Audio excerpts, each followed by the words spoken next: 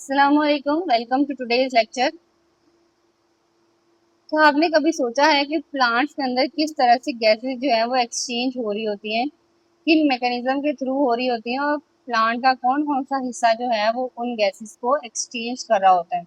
Leaf तो mostly हमने देखे हैं, लेकिन फर्दर कौन से हिस्से हैं, फर्दर कौन से ऑर्गन हैं जो उन गैसेस को ट्रांसपोर्ट कर रहे होते हैं, वो आज के इस लेक्चर में हम कवर करने वाले हैं।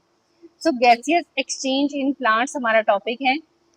दिन के वक्त में क्या होता है कि हमें पता है कि दिन के वक्त में प्लांट जो है carrying out cellular respiration while their green part carrying out photosynthesis. अब ये देखें, जो आपके पास ग्रीन पार्ट है, मतलब ये कि जो ग्रीन हिस्सा है, जो लीफ है, वो आपके पास क्या कर रहे होते हैं, ये ग्रीन स्टेम या लीफ जो है वो फोटोसिंथेटिक होती हैं, वो फोटोसिंथेसिस का मैकेनिज्म कर रही होती है, जबकि पूरे का पूरा सेलुलर रेस्पिरेशन जो है वो कर रहा होता है।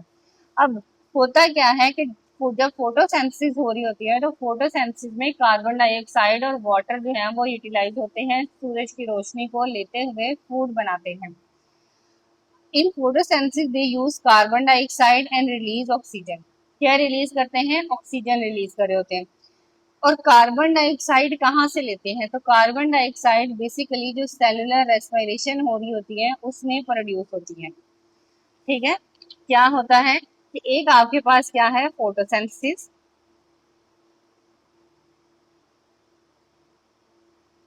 और एक आपके पास क्या है, सेलुलर रेस्पिरेशन। Cellular respiration. अब फोटोसिंथेसिस के मैकेनिज्म में कार्बन डाइऑक्साइड जो है वो यूज होती है, ठीक है, और वाटर यूज होता है, और ऑक्सीजन जो है वो रिलीज होती है, और फूड प्रिपेयर होती है। ठीक हो गया। अब ऑक्सीजन जो है वो रिलीज होती है, जबकि सेलुलर रेस्पिरेशन में क्या होता है कि जो ऑक्सीजन है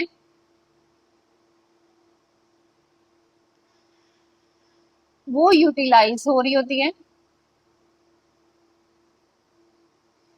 ऑक्सीजन को यूटिलाइज करते हुए, कौन सी ऑक्सीजन? जो फोटोसिंथेसिस में प्रोड्यूस हो रही थी उसको यूटिलाइज करते हैं। यूटिलाइज करते हुए ये क्या करते हैं, ये CO2 को रिलीज करते हैं, कार्बन डाइऑक्साइड को रिलीज करते हैं, और ये कार्बन डाइऑक्साइड फोटोसिंथेसिस में यूटिलाइज होती है। तो इस तरह से ये अपने जो मॉलिक्यूल्स हैं, जो अपने कंपाउंड्स हैं, उनको क्या कर रहे होते हैं, बैलेंस कर रहे होते हैं। तो अब दिन के वक्त में क्या होता है, दिन के वक्त में होता ये है कि लीफ जो है उनका रिलेशनशिप बना रहता है। कैसे? वो ऑक्सीजन रिलीज करते हैं और कार्बन डाइऑक्साइड लेते रहते हैं इन्वायरमेंट से, या फिर अपने इर्द गिर्द के इन्वायरमेंट से। लेकिन रात के वक्त क्या होता है, रात के वक्त फोटोसिंथेसिस तो नहीं होती। तो जब फोटोसिंथेसिस नहीं होती तो इसका मतलब वो कार्बन डाइऑक्साइड यूटिलाइज नहीं होती। तो जब रात के वक्त only respiration occur while there is no photosynthesis, so plant taking in oxygen from environment and releasing carbon dioxide. तो पौधे जो हैं क्या करते हैं, कार्बन ऑक्सीजन को टेक करते हैं, कहाँ से? इन्वायरमेंट से, और कार्बन डाइऑक्साइड रिलीज करना शुरू कर देते हैं। मतलब क्या हुआ, रेस्पिरेशन ओनली हो रही है, फोटोसिंथेसिस नहीं हो रही। तो रेस्पिरेशन के नतीजे में क्या हो रहा है कि ऑक्सीजन जो बनी थी वो यूटिलाइज होने लग गई है, और कार्बन डाइऑक्साइड जो है वो रिलीज होने लग गई है। अब प्लांट के अंदर जो गैसियस एक्सचेंज है वो बिटवीन द बॉडी भी हो सकता है और इन्वायरमेंट के साथ भी हो सकता है। बिटवीन द बॉडी, जैसे मैंने अभी आपको बताया कि ये जो है किस तरह से रिलीज करते हैं और किस तरह से यूटिलाइज करें, जबकि इन्वायरमेंट के साथ, सरफेस के साथ कैसे हुआ कि epidermis of root stem and leaf. अब एपिडर्मिस जो है वो क्या करती है, allow the exchange of gases between inner cell and environment. कैसे? कि कुछ क्यूटिकल प्रेजेंट होती है एपिडर्मिस में ओवर द सरफेस, जो कि क्या करती है, गैसेस को एक्सचेंज करती है। कैसे गैसेस को एक्सचेंज करती है? यंग लीव्स में, यंग स्टेम में जब हवा जो है वो मूव आउट होती है, किसके थ्रू? स्टोमेटा के थ्रू।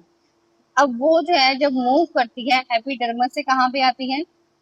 स्टोमेटा में, स्टोमेटा के गार्ड सेल में, और फिर गार्ड सेल से स्टोमा में। स्टोमा में जब आती है तो वहां पे गैसेस जो है वो रिलीज हो जाती है बाहर हवा में। तो इस तरह से जो है वो डिफरेंट मैकेनिज्म के थ्रू गैसेस एक्सचेंज होती हैं। तो अगर आपको याद हो तो हमने स्टोमेटल ट्रांसपायरेशन पढ़ी,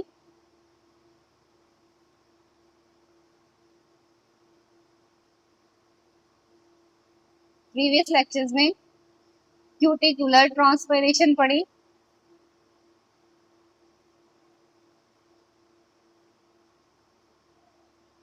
और हमने लेंटिक्यूलर ट्रांसपायरेशन पढ़ी।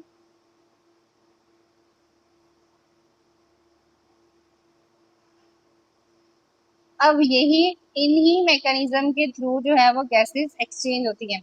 जब स्टोमेटा के थ्रू हुई गैसेस एक्सचेंज तो वो क्या बन गई, स्टोमेटल ट्रांसपायरेशन। अब वो गैसेस जब क्यूटिकल से हो रही हैं, जो कि अपर सरफेस पे प्रेजेंट है, एपिडर्मिस से ऊपर प्रेजेंट है ये वाली लेयर, जब इससे ट्रांसपोर्ट हुई तो वो क्यूटिकुलर ट्रांसपायरेशन कहलाई। अब कुछ वुडी स्टेम है जिनके ऊपर बार्क प्रेजेंट होती है, छाल प्रेजेंट होती है दरख्तों के ऊपर, जो स्टेम है वहां पे। अब वो जो बार्क है, entire surface is covered by bark, gases exchange can not through bark. अब उस बार्क से जो है वो गैसेस एक्सचेंज नहीं हो सकती, तो वहां पे भी छोटे छोटे से पोर्स प्रेजेंट हैं। अब उन पोर को कहा जाता है लेंटिसेल्स। अब ये लेंटिसेल्स जो है क्या करते हैं, ये लेंटिसेल्स अलाउ करते हैं कि यहाँ से गैसेस जो है वो एक्सचेंज हो। तो जब इनसे गैसेस एक्सचेंज होगी, इनसे ट्रांसपायरेशन होगी, तो ये आपके पास क्या कहलाएगी, लेंटिकुलर ट्रांसपायरेशन कहलाएगी। तो ये हमने गैसियस एक्सचेंज के प्रोसेस पढ़े कि गैसेस एक्सचेंज जो है वो स्टोमेटा के थ्रू हो सकती है, वो क्यूटिकल जो प्रेजेंट है किसके ऊपर, क्यूटिकल लीफ की एपिडर्मल पे या फिर स्टेम की एपिडर्मस पे या रूट की एपिडर्मस के ऊपर एक क्यूटिकल लेयर प्रेजेंट होती है। जब वहां से गैसेस एक्सचेंज होती हैं तो वो आपके पास क्या कहलाती हैं, स्टोमेटल क्यूटिकुलर ट्रांसपायरेशन। ठीक है, क्यूटिकुलर ट्रांसपायरेशन कहलाती है। लेकिन जब बार के ऊपर प्रेजेंट है कुछ पोर्स, तो वो आपके पास क्या कहलाते हैं, लेंटिकुलर ट्रांसपायरेशन, या फिर वो सेल जो है वो क्या कहलाते हैं, लेंटिसेल्स कहलाते हैं। अब ये हमारे पास क्या है, गैसियस एक्सचेंज इन प्लांट्स के पौधे जो हैं वो किस तरह से गैसेस को एक्सचेंज कर रहे होते हैं और इन्वायरमेंट को बैलेंस कर रहे होते हैं। फर्दर इस टॉपिक से रिलेटेड आपका कोई क्वेश्चन है तो कमेंट बॉक्स में मुझसे जरूर पूछें। चैनल को सब्सक्राइब करें, वीडियो को लाइक एंड शेयर करें। See you soon in the next video. अल्लाह हाफिज।